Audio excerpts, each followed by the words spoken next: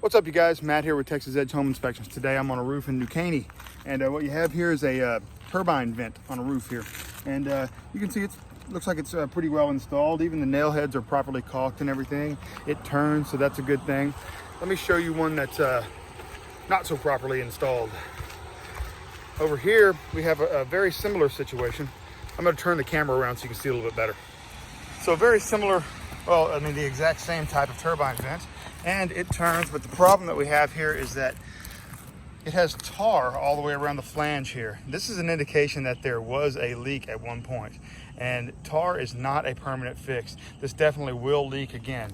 So this needs to be taken up, and the shingles need to be properly installed, and the turbine itself, the flashing around the turbine, needs to be properly installed to prevent current and future water intrusion.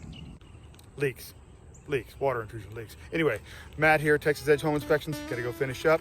Catch you on the next one. Bye-bye. Thanks for watching. Call and schedule your home inspection today, and don't forget to like and subscribe.